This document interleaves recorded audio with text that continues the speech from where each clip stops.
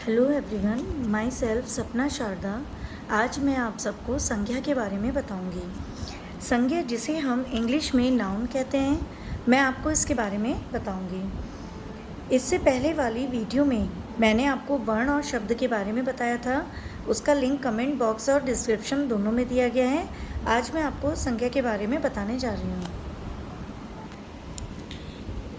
संज्ञा क्या होता है? किसी व्यक्ति, वस्तु, स्थान, इन सब के नाम को हम क्या कहते हैं? संज्ञा कहते हैं। अच्छे, जैसे अगर हम जो है इन निम्नलिखित नामों को हम ध्यान से पढ़ते हैं, जैसे श्याम है, सीमा है, मोहन है, रीता है ना। ये सब जो हैं ये किसी व्यक्ति के नाम हैं। ऐसी बिल्ली, हिरन, शेर, हाथी, ये सब भी नाम ही है, मतलब जिनसे हम उनको पुकारते हैं। शहर, गांव, विद्यालय, घर, ये भी हम हाईलाइट करते हैं जब कभी बुलाते हैं कि हाँ उसके घर जाना है, विद्यालय जाना है, उस गांव में जाना है। सेना, कक्षा, भीड़, सभा, ये सब हमारे क्या होते हैं? नाउन में आते हैं, संज्ञा में आते हैं। ऊपर की पहली पंक्ति में व्यक्तियों के नाम हैं। ऊपर की आपने ध्यान दिया होगा, जो ऊपर की पहली पंक्ति है इसमें क्या है? व्यक्तियों के नाम है। दूसरी पंक्ति में प्राणियों के नाम है। दूसरी पंक्तियों में किसके? प्राणियों के नाम है। तीसरी पंक्ति में स्थान के नाम है, इसमें हमारे जो है स्थानों के नाम है। और चौथी पंक्ति में समूह के नाम है। चौथी पंक्ति में क्या है? ग्रुप हैं। जैसे सेना होगी तो पूरी सेना संबोधित हो जाती है एक सेना शब्द से। कक्षा में इतने सारे बच्चे बैठे होंगे लेकिन हम कक्षा से ही संबोधित कर देंगे।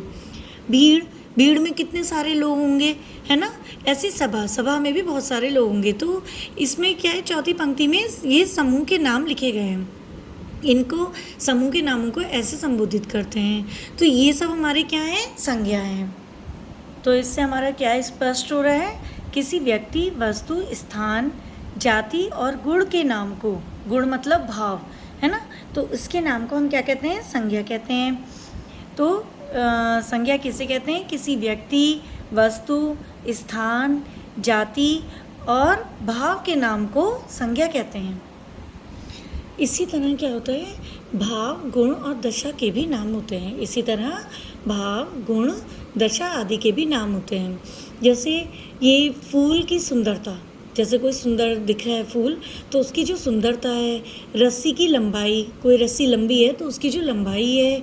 आदमी का मोटापा, ये जो मोटापा होता है वो, तो ये सभी भी जो है संज्ञा है। तो संज्ञा हम किसे कहते हैं? किसी व्यक्ति, वस्तु, प्राणी, स्थान तथा भाव के नाम को संज्ञा कहते हैं। जिसमें जो है व्यक्ति का भी नाम हो, वस्तु का भी हो, प्राणी का भी हो, स्थान का भी हो और भाव का भी नाम हो, उसको हम संज्ञा कहते हैं। अब संज्ञा के प्रकार कितने होते हैं? Kinds of noun. संज्ञा के भेद क्या होते हैं? तो संज्ञा के 5 भेद होते हैं। संज्ञा के कितने भेद होते हैं? संज्ञा के 5 भेद होते हैं। व्यक्तिवाचक संज्ञा, जातिवाचक संज्ञा, भाववाचक संज्ञा, द्रव्यवाचक संज्ञा और समूहवाचक संज्ञा। तो संज्ञा कितने प्रकार की होती है? ये 5 तरह के इसके भेद होते हैं। तो व्यक्तिवाचक संज्ञा मतलब प्रॉपर नाउन, जो हमने इंग्लिश में भी पढ़ा होगा। जातिवाचक संज्ञा का मतलब होता है कॉमन नाउन। भाववाचक संज्ञा का मतलब होता है अब्स्ट्रैक्ट नाउन। द्रव्यवाचक संज्ञा का मतलब होता है मटीरियल नाउन। और जो समूहवाचक संज्ञा है उसका मतलब होता है कलेक्टिव नाउन, है ना। तो व्यक्तिवाचक संज्ञा क्या होती है? व्यक्तिवाचक संज्ञा के बारे में भी हमें पता होना चाहिए। तो व्यक्तिवाचक संज्ञा ऐसा होता है कि जिस संज्ञा शब्द से किसी व्यक्ति, प्राणी, विशेष स्थान, है ना, या फिर किसी स्थान विशेष को हो अथवा वस्तु विशेष आदि का बोध हो, तो उसे क्या कहते हैं? व्यक्तिवाचक संज्ञा कहते हैं। तो किसी विशेष व्यक्ति, वस्तु और स्थान के नाम का बोध कराने वाले शब्दों को व्यक्तिवाचक संज्ञा कहते हैं। जैसे शिवाजी, है ना, चंद्रशेखर आज़ाद, ताजमहल, है ना। ये क्या है? एक तो जो है ये व्यक्ति विशेष ये हो गए, चंद्रशेखर आज़ाद, शिवाजी हो गए, ये स्थान हो गए, मतलब जो जगह है। हिमालय है, कुतुब मीनार है, स्वर्ण मंदिर है। तो किसी व्यक्ति विशेष, वस्तु या स्थान के नाम का बोध कराने वाले शब्दों को व्यक्तिवाचक संज्ञा कहते हैं। अब जैसे महात्मा गांधी महान नेता थे, अगर हम ये वाक्य बनाते हैं महात्मा गांधी महान नेता थे, तो इसमें हमें क्या पता चल रहा है? महात्मा गांधी के बारे में पता चल रहा है, तो व्यक्तिवाचक संज्ञा है। नई दिल्ली भारत की राजधानी है, तो नई दिल्ली क्या है? भारत की राजधानी है, तो हमें वो जगह पता चल रही है, तो ये भी व्यक्तिवाचक संज्ञा है। गीता धार्मिक पुस्तक है। अगर हम ये कहते हैं गीता धार्मिक पुस्तक है, तो गीता का बोध हो रहा है इसमें, है ना? तो ये क्या है? ये भी व्यक्तिवाचक संज्ञा है। तो इसमें क्या है कि जो हमने आपको बताया महात्मा गांधी शब्द उससे विशेष व्यक्ति का, नई दिल्ली शब्द उससे भी स्थान विशेष का, या भारत शब्द ये जो होता है उससे किसी देश विशेष का, गीता शब्द उससे किसी वस्तु विशेष का बोध होता है। तो ये भी आपकी जो है व्यक्तिवाचक संज्ञा है। देखिए मैं आपको इसमें समझाती हूँ। ये मैंने एक और उसमें देखा है, ये देखिए, ये है ना?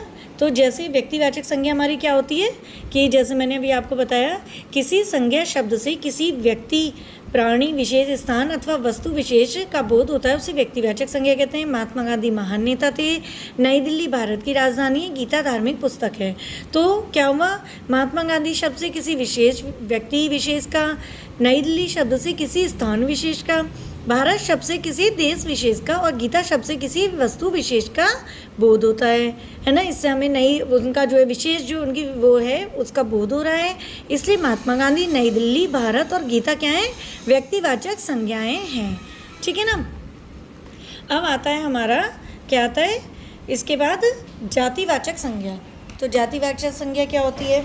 एक तो इसी में ही मैं आपको बताती हूँ जातिवाचक संज्ञा क्या है। एक तो जातिवाचक संज्ञा, जिस संज्ञा शब्द से उसके पूरे वर्ग या जाति का बोध होता है, जिस संज्ञा शब्द से उसके पूरे वर्ग या जाति का बोध होता है, उसको क्या कहते हैं? जातिवाचक संज्ञा कहते हैं, है ना? जिससे किसी उसके संज्ञा शब्द से उसके पूरे वर्ग या जाति का बोध हो, तो उसे क्या कहते हैं?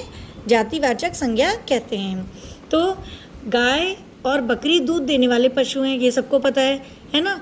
गाय, बकरी, दूध और पशु, इन शब्दों से उसके पूरे वर्ग का बोध होता है। गाय से हमें सारे वर्ग में जितनी भी गायें वो बोधित हो रही हैं, बकरी में भी सब आ जाएंगी बकरियां, है ना? दूध में गाय का, भैंस का, सबका दूध आ गया, पशु में सारे पशु आ गए, तो इनसे उनके पूरे वर्ग का बोध होता है। इसलिए गाय, बकरी, दूध और पशु जातिवाचक संज्ञा हैं।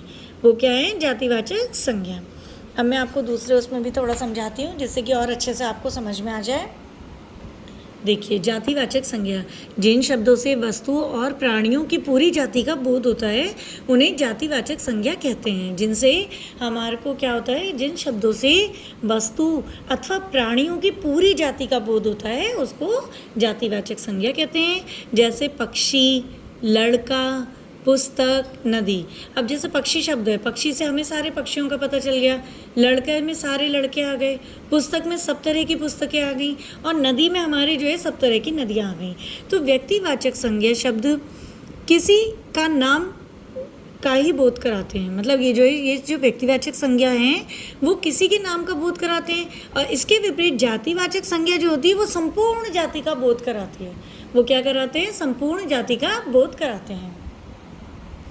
अब जैसे है, रमेश एक व्यक्ति का नाम है, इसका प्रयोग दूसरे लोगों के नामों के लिए नहीं किया जा सकता है ना?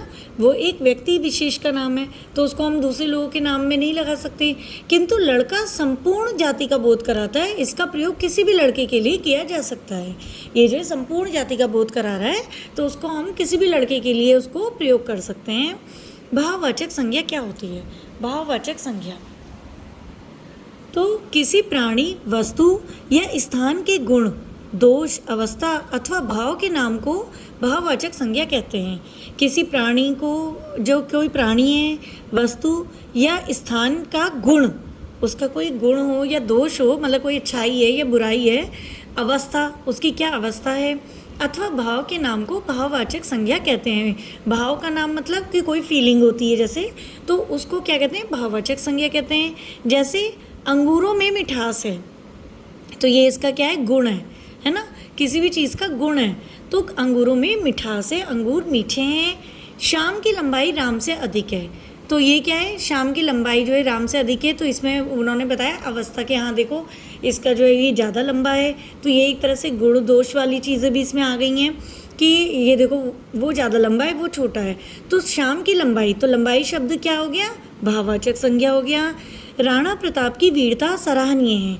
राणा प्रताप की वीरता, तो ये राणा प्रताप की खूबी बताई जा रही है कि उनकी वो जो है बहुत वीर थे और बहुत ही उनके किस्से सुनाए जाते हैं आज भी। तो उनकी जो वीरता है सराहनीय है। तो वीरता शब्द हमारा भाववाचक संज्ञा में आ गया। ये एक भाव दर्शा रहा है उनका, उनके गुण को दर्शा रहा है। भक्त भक्ति में लीन है।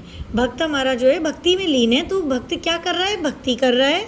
तो ये उसकी एक क्वालिटी है कि हाँ वो पूजा पाठ बहुत करता है। तो ये जो है उसका भाव है भक्ति का, उसके अंदर भाव जागृत है, वो भगवान में लीन है। तो भक्त भक्ति में लीन है। तो ये भक्ति शब्द हमारा भाववाचक संज्ञा है। ऊपर के वाक्यों में मिठास, लंबाई, वीरता, भक्ति किसी प्राणी, वस्तु या स्थान के नाम नहीं है, बल्कि वो क्या है? भाव और गुण को दर्शाते हैं। वो क्या है? वो नाम ना होकर, किसी चीज़ का वो नाम ना होकर भाव और गुण के नाम है, इसलिए ये भाववाचक संज्ञा है। इसलिए ये क्या है? भाववाचक संज्ञा है। हम इसमें भी एक बार देख लेते हैं। ये देखिए, जिस शब्द से किसी व्यक्ति, वस्तु, समूह के गुण, धर्म, अवस्था मतलब उसके स्वभाव, दशा आदि का बोध भाववाचक संज्ञा कहते हैं।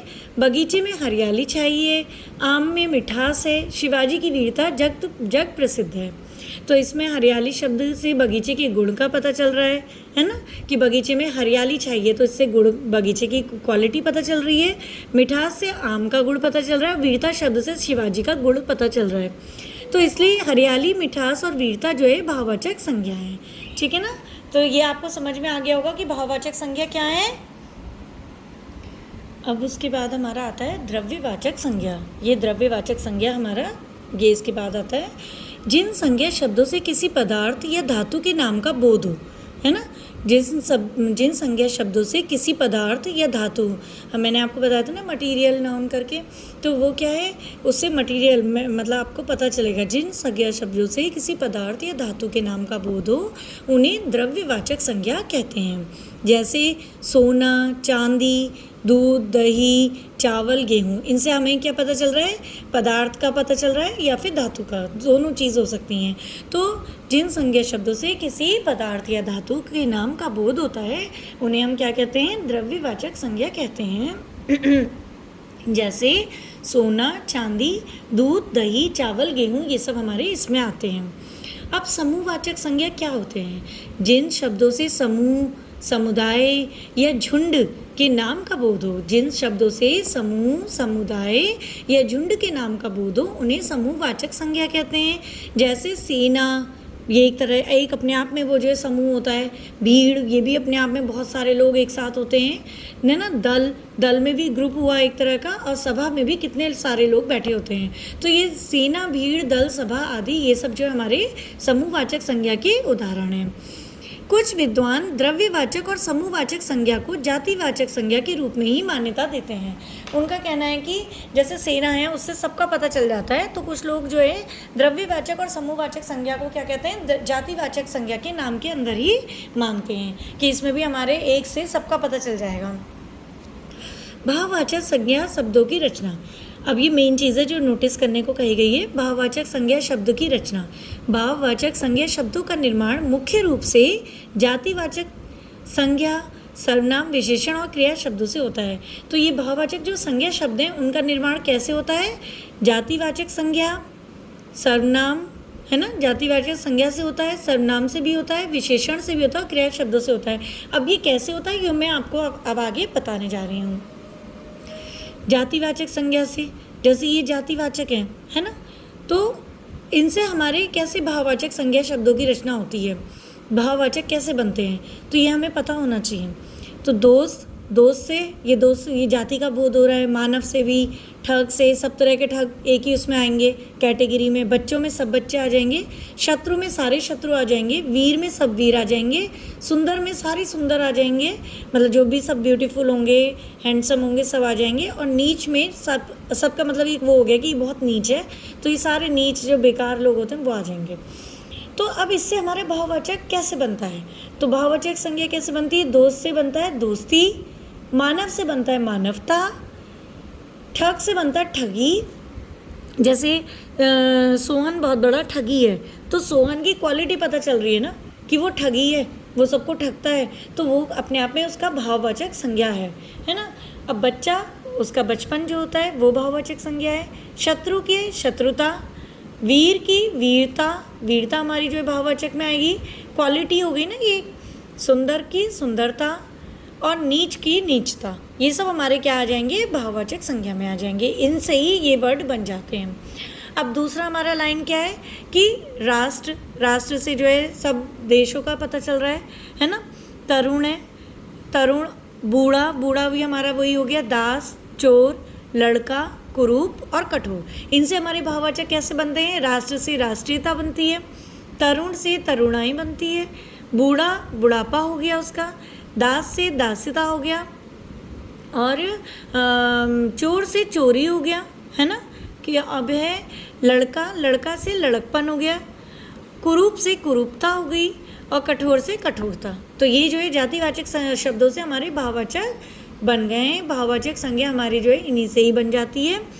अब आते हैं सर्वनाम। हमने ऊपर बताया था कि जातिवाचक संज्ञा से बन जाते हैं, सर्वनाम से बन जाते हैं। तो विशेषण और क्रिया शब्द, विशेषण और क्रिया शब्द मैं आपको आगे बता रही हूँ, पहले सर्वनाम का बताते हैं। तो सर्वनाम से हमारे भाववाचक कैसे बनते हैं, तो निज, निज का निजत्व होगा, अपना का अपनापन होगा, है ना। तो अपना का हमारा क्या हो जाता है, ये सर्वनाम के शब्द हैं, अपना, निज, सर्व। तो ये इनसे हमारे अपना से अपनापन बन गया, सर्व से सर्वस्व हो गया, आप से आपा हो गया कि उसने अपना आपा खो दिया, है ना। आप से आपा हो गया, मम से ममता हो गया, मम से ममता हो गया, अहं से अहंकार हो गया, अहं से अहंकार शब्द बन गया। तो सर्वनाम शब्दों से भी भाववाचक संज्ञा बनती है, उनका निर्माण होता है। अब आगे हम आपको बताएंगे विशेषण से कैसे होता है। तो अभी मैंने आपको जैसे बताया कि अब जो है विशेषण शब्द जो है उससे भी भाववाचक शब्द बनते हैं, भाववाचक संज्ञा हमारी बन जाती है। अब विशेषण से कैसे बनता है, तो विशेषण, विशेषण में जैसे अच्छा, ये किसी की अच्छाई ये विशेषता है। मोटा, मोटा भी जो है एक अपने आप में क्वालिटी है, कोई मोटा है, कोई पतला है, प्यासा है। लघु मतलब छोटा है, कोई काला है। तो ये हमारे विशेषण हैं। तो हम विशेषण से भाववाचक संज्ञा कैसे बनाते हैं, अच्छा, मोटा, प्यासा, लघु, काला, ये सब हमारे विशेषण के शब्द हैं। अच्छा से हमारा बनता है अच्छाई, ये भाववाचक संज्ञा है। मोटा से बनता है मोटापा, प्यासा से बनता है प्यास, लघु से बनता है लघुता, काला से बनता है कालापन या कालिमा। तो ये सब हमारे जो है एक भाव या क्वालिटी को दर्शाते हैं। तो इससे क्या है, हमें किसी की अच्छाई, मोटापा, वो बहुत प्यासा है, प्यास, इन सब भावों का पता चलता है। और हमारे कुछ और भी वर्ड्स हैं जिनसे हम जो है विशेषण शब्दों से भाववाचक संज्ञा बना सकते हैं। तो मीठा, ये भी विशेषण है, इससे भाववाचक बना मिठास। एक विशेषण है तो उससे बना एकता। सफल विशेषण शब्द है तो उससे बना सफलता। सरल हमारा विशेषण शब्द है तो उससे बना सरलता। और विशेषण गर्म है, जैसे चाय बहुत गर्म है तो ये उसकी विशेषता है चाय की, तो उससे बना गर्मी। तो ये जो है भाववाचक संज्ञा है। ठीक है, अब मैं आपको बता रही हूँ कि क्रिया कुछ वर्ड होते हैं, उनसे क्रिया से भाववाचक संज्ञा कैसे बनती है। तो क्रिया के वर्ड हमारे, आपको पता है सबके पीछे ना ना ना ये लिखा हुआ होता है। खेलना, चढ़ना, धोना, लिखना, सोचना, ये सब हमारी क्रिया हैं। क्रिया मीन्स वर्ब हैं। तो ये वर्ब के जो वर्ड होते हैं उनसे भाववाचक संज्ञा हमारी कैसे बनती है। तो खेलना से खेल, चढ़ना से चढ़ाई, धोना से धुलाई, लिखना से लिखावट, और सोचना से सोच, ये हमारे भाववाचक संज्ञा के शब्द बन जाते हैं। कुछ और क्रिया के वर्ड हैं तो जिनसे हमारे भाववाचक शब्द बनते हैं। तो कुछ और क्रिया कैसे हैं, चलना, पढ़ना, सजाना, बनाना, मिलना। तो ये हमारे क्रिया के जो वर्ड हैं इनसे हमारे भाववाचक संज्ञा बनते हैं। तो चलना से चाल, है ना। तो चलना से हमारा क्या बनता है, चाल। पढ़ना से पढ़ाई, सजाना से सजावट, बनाना से बनावट, मिलना से मेल। मिलना से हमारा क्या बनता है, मेल बनता है। तो ये सब क्रियाओं से हमारे भाववाचक संज्ञा के शब्द बन जाते हैं। ये मैंने आपको पूरा चैप्टर कंप्लीट करा दिया है, इसमें मैंने आपको अच्छे से समझाया है। उम्मीद करती हूँ कि जो मैंने आपको पढ़ाया आपको समझ में आया होगा। अब आगे हमारे इस चैप्टर की एक्सरसाइज है जिसे हम करेंगे, सॉल्व करेंगे। तो उससे क्या है, हमारा फिर से चैप्टर का रिवीजन हो जाएगा। तो हमारी एक्सरसाइज में क्या है, निम्नलिखित प्रश्नों के उत्तर दो। तो अब ये प्रश्न हमारे हैं। पहला प्रश्न है, संज्ञा किसे कहते हैं, इसके कितने भेद होते हैं, नाम लिखो। तो आपको मैंने बता ही दिया था, किसी व्यक्ति, वस्तु, स्थान, जाति तथा गुण के नाम को संज्ञा कहते हैं। इसके मैंने प्रकार भी बता दिए थे कि व्यक्तिवाचक है, जातिवाचक है, भाववाचक है ना। और हमारे जो दो और थे, और जो हमारा द्रव्यवाचक और जो समूहवाचक है वो हमारा जातिवाचक संज्ञा में ही आता है। तो आप चाहें तो इन्हें इसी के अंदर ले लीजिए, या फिर आप 5 प्रकार कर लीजिए, व्यक्तिवाचक संज्ञा, जातिवाचक संज्ञा, भाववाचक संज्ञा, समूहवाचक संज्ञा और द्रव्यवाचक संज्ञा। तो ये हमारे जो हैं उनके भेद हो गए। अब ये जातिवाचक संज्ञा किसे कहते हैं? जातिवाचक संज्ञा में मैंने आपको बताया था कि जिस संज्ञा शब्द से पूरे वर्ग या जाति का बोध होता है उसे हम जातिवाचक संज्ञा कहते हैं। अब अगला हमारा है क्वेश्चन, भाववाचक संज्ञा क्या होता है? तो भाववाचक संज्ञा में होता है जिस शब्द से किसी व्यक्ति, वस्तु, समूह के गुण, धर्म, भाव अथवा दशा का बोध हो उसे हम क्या कहते हैं? भाववाचक संज्ञा कहते हैं। जैसे बगीचे में हरियाली छाई है, तो हरियाली शब्द हमारा क्या है? भाव है, भाववाचक संज्ञा में आता है। आम में मिठास है, तो मिठास शब्द हमारा भाववाचक संज्ञा का है। शिवाजी की वीरता जग प्रसिद्ध है, तो जो वीरता शब्द है वो हमारा भाववाचक संज्ञा का है। नेक्स्ट क्वेश्चन हमारा क्या आता है? व्यक्तिवाचक संज्ञा की परिभाषा दीजिए और उदाहरण भी बताइए। तो व्यक्तिवाचक संज्ञा हमारा क्या है? जिस संज्ञा शब्द से किसी व्यक्ति विशेष, स्थान विशेष अथवा वस्तु विशेष का बोध हो उसे हम क्या कहते हैं? व्यक्तिवाचक संज्ञा कहते हैं, है ना। उदाहरण हमारा क्या हो गया? जैसे महात्मा गांधी महान नेता थे, तो महात्मा गांधी थे ना हमारे महान नेता, तो महात्मा गांधी क्या है? व्यक्ति विशेष हो गए। नई दिल्ली भारत की राजधानी है, भारत हमारा देश का नाम आ गया और नई दिल्ली एक जगह का नाम आ गया, तो ये क्या हो गया? हमारा स्थान विशेष हो गया, है ना। तो इसमें जो है नई दिल्ली जो हमारा नाम आ गया वो फोकस कर रहा है ना। भारत हमारा स्थान में हो गया, तो व्यक्तिवाचक संज्ञा में हमारा कैसे होगा? नई दिल्ली, ये हमारा जो है एक उसको हाईलाइट कर रहा है। गीता, ये भी हमारा जो है गीता क्या है? ये भी हमारा वस्तु विशेष हो गया। गीता धार्मिक पुस्तक है, तो ये वस्तु विशेष हो गया। तो महात्मा गांधी हमारा जो है व्यक्ति विशेष है, नई दिल्ली भारत ये हमारा स्थान विशेष है, और जो गीता है वो हमारा वस्तु विशेष है। तो ये जब सब जिस संज्ञा शब्द से किसी व्यक्ति विशेष, स्थान विशेष, वस्तु विशेष का बोध होता है तो हम उसे व्यक्तिवाचक संज्ञा कहते हैं। तो उनके उदाहरण भी मैंने आपको बता दिए हैं। तो ये सब हमारे जो है व्यक्तिवाचक संज्ञाएं हैं। अब अगला क्वेश्चन हमारा आता है, कोष्ठक में दिए गए शब्दों को आवश्यक संज्ञा में बदलकर खाली जगह भरना है। मतलब जो हमारे जो इसमें वर्ड के लिए जगह छोटी है, तो इसमें हमें जो संज्ञा यूज़ होगी वही उसमें यूज़ करनी है। राम की डैश में सभी प्रभावित हुए, तो राम की किससे प्रभावित हुए? सज्जनता से। सज्जन का हमने क्या बना लिया? सज्जनता। बच्चे को रोता हुआ देख माँ की जाग उठी, मम से हमारा क्या बनता है? ममता। तो माँ की ममता जाग उठी। वह खाली जगह में बहुत नटखट था, तो बच्चा जो है नटखट था, लेकिन किस में? बचपन में, तो उसके बचपन की बात हो रही है ना। तो ये सब हमारे भाववाचक संज्ञा के शब्द हैं। तो बचपन, तो वह बचपन में बहुत नटखट था। अब कौवा उपाय सोचने लगा। कैसा कौवा था? उसको प्यास लग रही थी, तो प्यास कौवा तो हम कहेंगे नहीं, प्यासा कौवा। प्यास से क्या बना है? प्यासा शब्द बना है, तो प्यासा कौवा उपाय सोचने लगा। अगला है, भारतीय जवान अपनी के लिए प्रसिद्ध हैं। तो किसके लिए प्रसिद्ध हैं? भारतीय जवान अपनी वीर के लिए प्रसिद्ध होंगे या वीरता के लिए? आप खुद सोचिए। तो वीर से हमारा क्या शब्द बना है? वीरता। तो भारतीय जवान अपनी वीरता के लिए प्रसिद्ध हैं।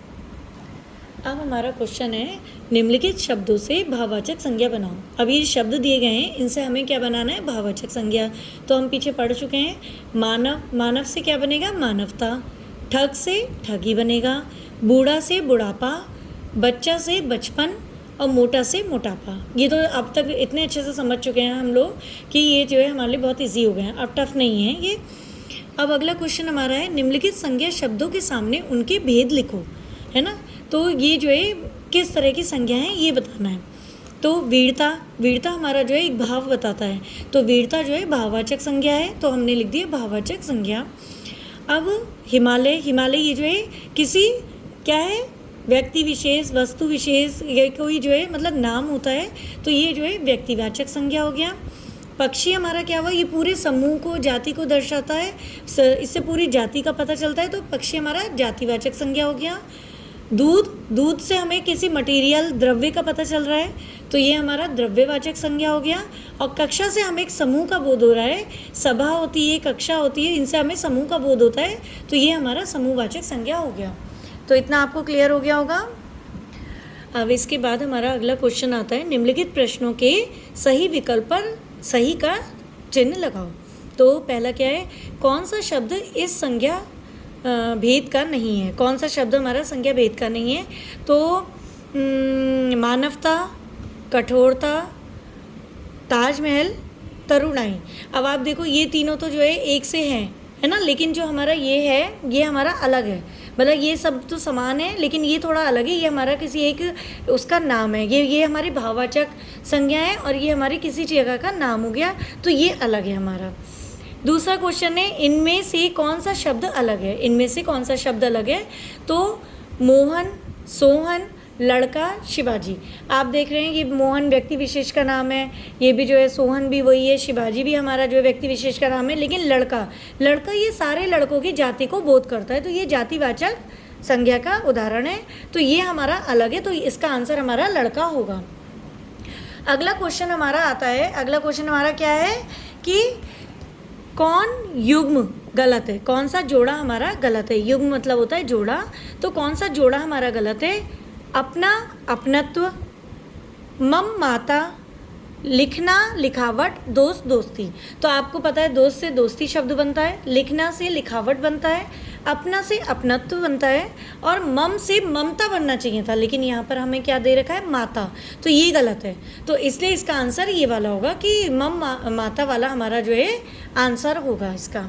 तो अब आपको चैप्टर समझ में आ गया होगा, जो मैंने पढ़ाया है बहुत अच्छे से समझाया है मैंने, है ना। और अगर आपको ये चैप्टर समझ में आ रहा है तो आप मेरी वीडियोस को लाइक करिए, चैनल को सब्सक्राइब करिए, और जो बेल नोटिफिकेशन है उसको ऑल पर सेट कर दीजिए, जिससे मेरी सारी वीडियोस आप तक पहुँचे। और अब मैं अगला चैप्टर आपको पढ़ाने जा रही हूँ, तो वो हमारा क्या है, लिंग। इससे रिलेटेड मैं आपको सारी चीज़ें समझाऊंगी। तो वो हमारा नेक्स्ट चैप्टर जो है, नेक्स्ट वीडियो में लिंग के बारे में मैं बताऊंगी।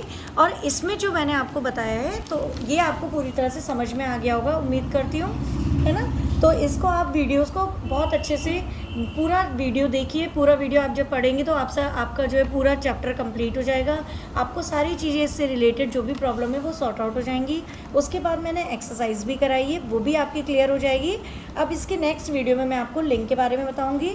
और जो मैंने इससे पहले चैप्टर आपको पढ़ाया था, जो कि हमारा क्या था, वर्ण और शब्द, और इससे पहले और एक और चैप्टर था जो मैंने भाषा, लिपि और व्याकरण के बारे में बताया था। तो ये सब इनके लिंक जो है मैं आपको इसके मतलब कमेंट सेक्शन में आपको इन चैप्टर्स के लिंक भी आपको मिल जाएंगे, जिससे आपको चैप्टर्स ढूंढने में प्रॉब्लम ना हो। तो मिलते हैं हम अपनी नेक्स्ट वीडियो में, तब तक के लिए बाय।